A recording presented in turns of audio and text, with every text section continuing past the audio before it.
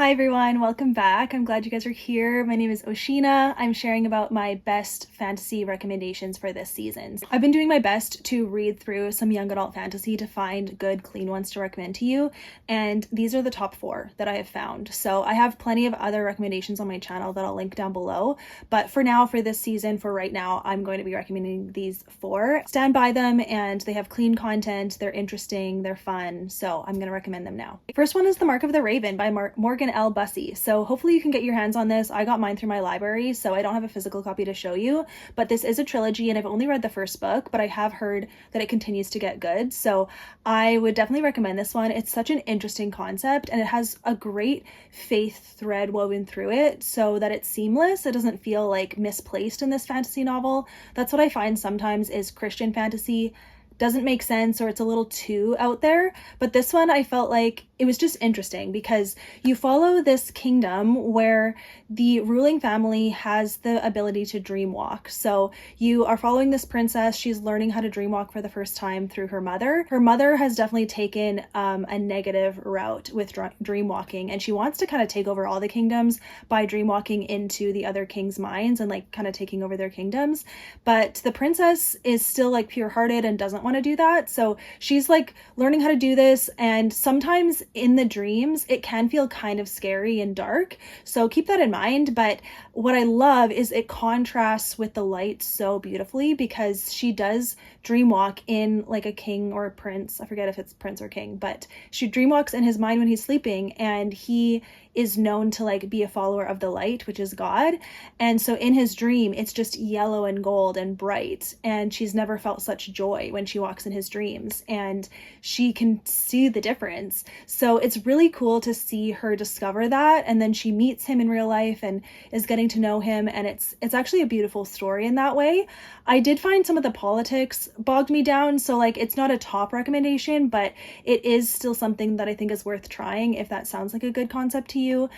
Do just be aware that sometimes the dream walking can feel kind of dark, but again, it's contrasted with the light, and light is shown as being the good and the truth, and it has a great cliffhanger ending. So I do wish I could read the second book, but I just don't have access to it right now. Okay, and this one I've recommended so much on my channel, but it truly is so good. I've never read a book that has topped this one for me, and it's Heart of Red, Blood of Blue by Rebecca Belliston. This is just a standalone fantasy, which is nice, and it has very subtle faith vibes, but at the same time, the Christians, you could call them, that are in this book, you can just see the difference, and I love that.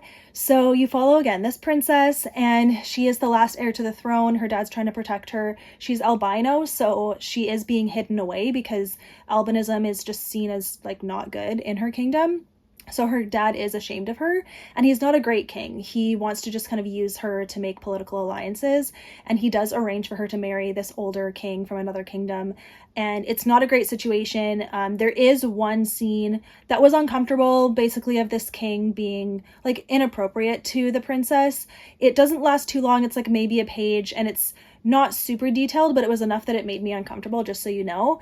But other than that, there's no language, and there's only kissing in this book, and same with the previous one as well. But I still think that this is such a great message because this girl is so strong in herself, and she runs away, and you follow her on the run, the people that she meets, how she really learns to accept herself and learn about other people and break down those prejudices that she has. And then the kind of like epic ending and the way that things are revealed, it was so satisfying and really well written. So I highly recommend this book. It's such a solid pick. And then a throwback. This isn't super fantasy. I'd say it's more sci-fi, but it's still like, it's not real. So there you go. It's Legend by Marie Lu. This is such an oldie but a goodie, and this one has subtle romance, no language, and definitely like a lot of action and a little bit of violence, but not super graphic violence. But this follows, it's set in America.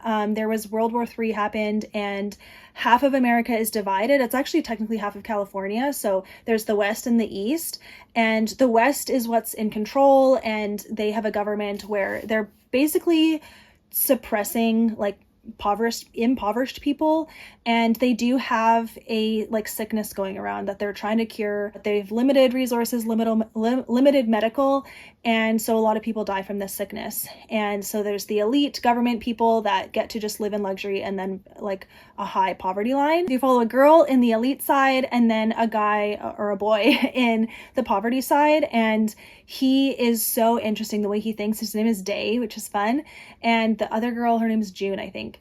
And they end up meeting over circumstances and stuff happens, and it's a lot of action, and I just found it very interesting. I liked the way that the story played out, and yeah, it stays clean. I don't think there's any language, and there's only kissing. So yeah, it's a fully clean trilogy. And then there is a spin-off, but it wasn't as good in my opinion. It follows Day's brother, but I prefer the main trilogy, and it's been a while since I've read it. I'd love to reread this trilogy, but yeah, I remember just loving this book because I felt like the action was really well written and there was a lot of good characters, and you really see the characters grow in themselves over the trilogy. So highly recommend this one. And then lastly, a more recent favorite is the Prison Healer trilogy. This just blew me away. Now there's a few aspects that I would just like give caution or just give some content pieces. So it's the Prison Healer by Lynette. This is fantasy, fully made up world. There's a map in the beginning, and you follow this like prison that is super heavily guarded and not treated very well. All of the prisoners basically know they're going to die in there because it's just poor conditions.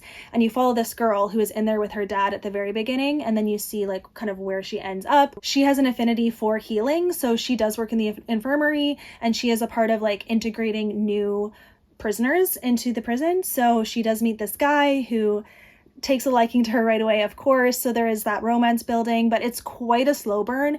And really the main point of this book is just showing, her name's Kiva. She is in this prison, and how the people she gets to know and the alliances she forms and the issues that she's dealing with in the prison. And then kind of the big like plot point is the queen of kind of the rebel side gets into the prison, and well, it gets put into the prison, but she's very injured and she can't really speak. She's like unconscious most of the time, and she is sentenced to trials, and Kiva knows she can't do the trials, so she just decides to volunteer and do it for her. And that was like, oh, why is she doing that? But then you like get to see things unfold, and it was just very fun. I was so fascinated by this world, and I thought it was really well written.